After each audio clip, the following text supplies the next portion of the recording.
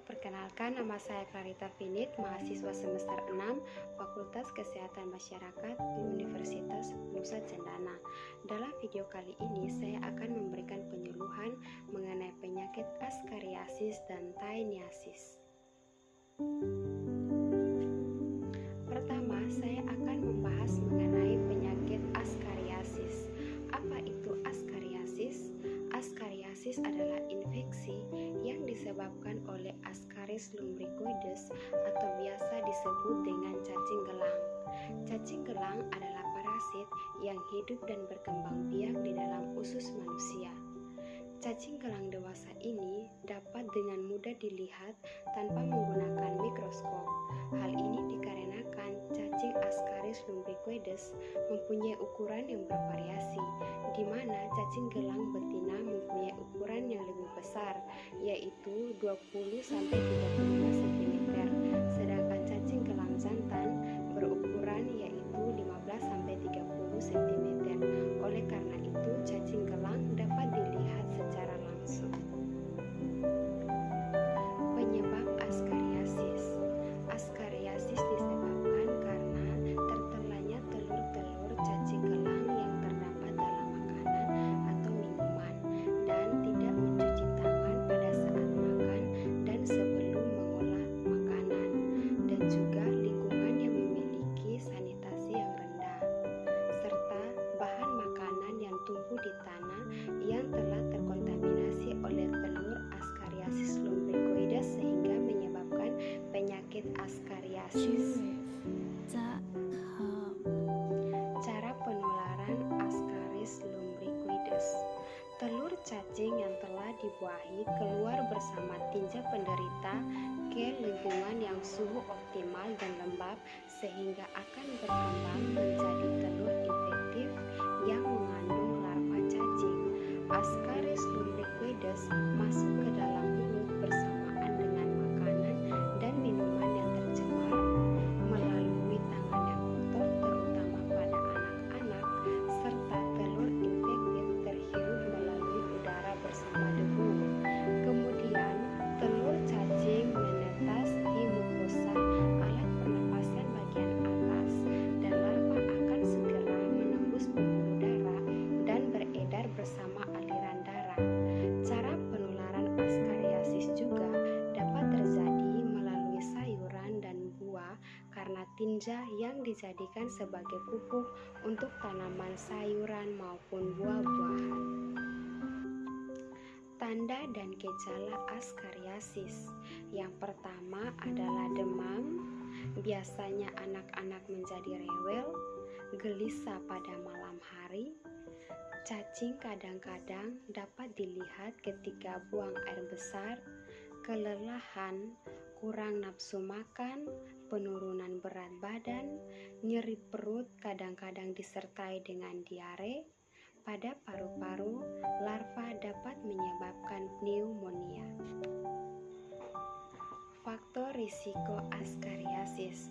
Faktor-faktor risiko tersebut meliputi usia, di mana kebanyakan orang yang menderita askariasis berusia 10 tahun atau lebih muda. Anak-anak dalam kelompok usia ini dapat berada pada risiko yang lebih tinggi karena mereka lebih cenderung untuk bermain di tanah. Yang kedua adalah iklim yang hangat. Penyakit ini lebih berkembang di negara-negara dengan suhu hangat sepanjang tahun, seperti Indonesia. Yang ketiga adalah sanitasi yang buruk. Askariasis menyebar luas di negara berkembang di mana kotoran manusia bercampur dengan tanah sehingga dapat menyebabkan penyakit askariasis. Diagnosis askariasis. Cara menegakkan diagnosis askariasis lumbricoides biasanya melalui laboratorium karena gejala klinis dari penyakit ini tidak spesifik atau khas. Secara garis besar dapat ditegakkan berdasarkan kriteria sebagai berikut. Yang pertama, ditemukan telur Ascaris lumbricoides di dalam tinja. Yang kedua, ditemukan larva Ascaris lumbricoides di dalam sputum seseorang. Yang ketiga, ditemukan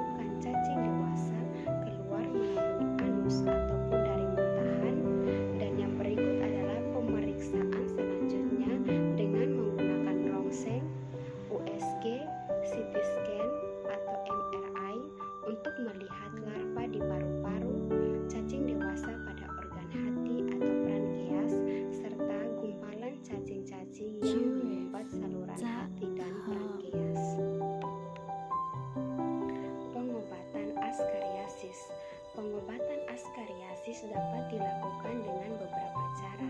Yang pertama adalah obat yang digunakan untuk membunuh cacing. Namun perlu diingat, obat ini tidak dapat digunakan oleh wanita hamil.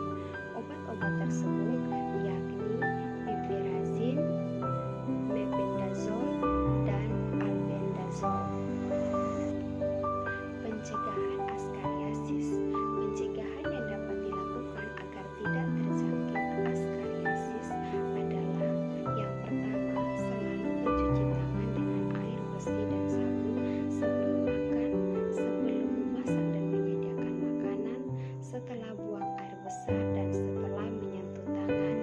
Yang kedua, bersihkan rumah secara teratur, hindari lingkungan di mana cacing dapat berkembang biak dengan baik.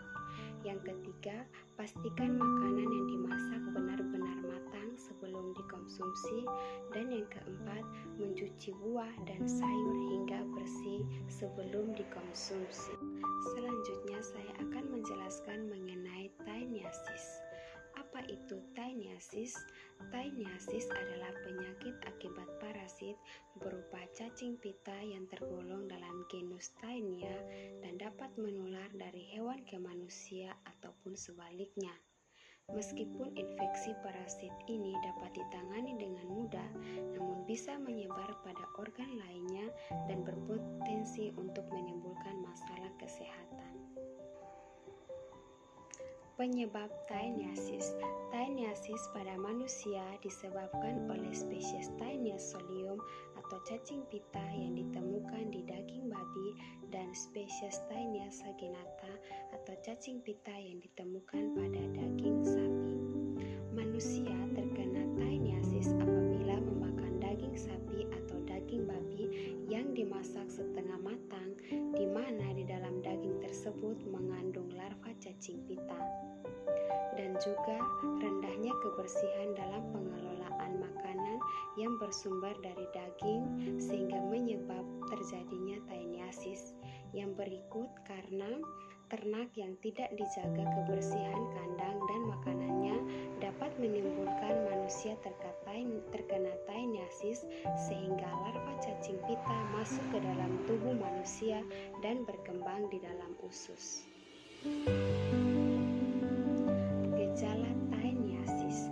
Gejala tainiasis sangat bervariasi dan tidak khas. Sebagian kasus tidak menunjukkan gejala.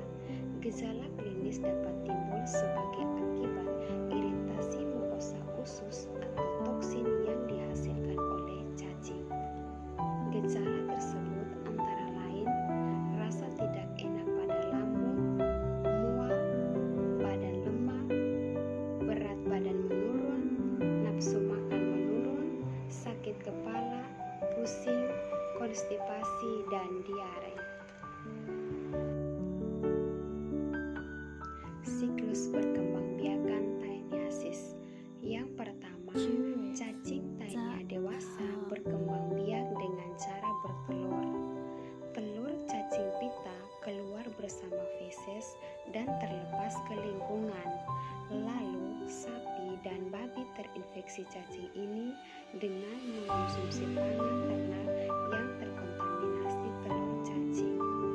Di dalam usus inang hewan, telur menetas menjadi embrio cacing, kemudian menyerang dinding usus dan masuk ke dalam sistem peredaran darah pada hewan tersebut. Embrio cacing menjadi cacing muda yang kemudian menyebar ke berbagai jaringan otot tubuh hewan. Lalu, manusia menjadi terinfeksi karena mengonsumsi daging hewan yang mentah atau dimasak tidak matang yang mengandung cacing pita.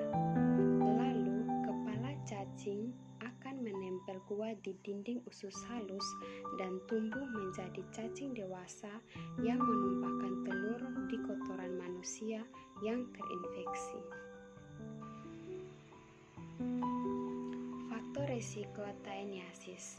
Beberapa faktor yang dapat membuat seseorang berisiko menderita tainiasis adalah yang pertama, berada dalam lingkungan dengan sanitasi yang buruk. Yang kedua, bepergian atau tinggal di daerah endemik atau negara di mana sering mengonsumsi daging babi, sapi yang terkontaminasi cacing pita. Yang ketiga, memiliki sistem imun yang lemah sehingga tidak bisa melawan infeksi. Kondisi ini banyak terjadi pada penderita HIV/AIDS, diabetes, penderita kanker yang menjalani kemoterapi, serta pasien yang melakukan transplantasi organ. Pengobatan taeniasis. Setelah pasien terdiagnosis mengalami taeniasis, maka dokter akan menanganinya dengan pemberian obat. Obat-obatan yang biasa diberikan untuk taeniasis adalah obat antelmintik. Obat ini dapat membunuh cacing pita.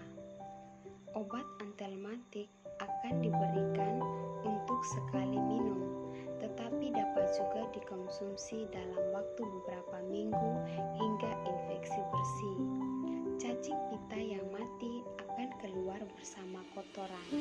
Meski efektif, obat antelmintik dapat menimbulkan efek samping seperti pusing dan sakit mah. Pencegahan taeniasis. Taeniasis dapat dicegah dengan cara yang pertama, hindari mengonsumsi daging yang tidak matang secara sempurna. Yang kedua, selalu menjaga kebersihan pribadi dengan selalu mencuci tangan sebelum dan setelah makan dan sebelum dan setelah mengolah daging, serta selalu mencuci tangan setelah buang air besar atau kecil.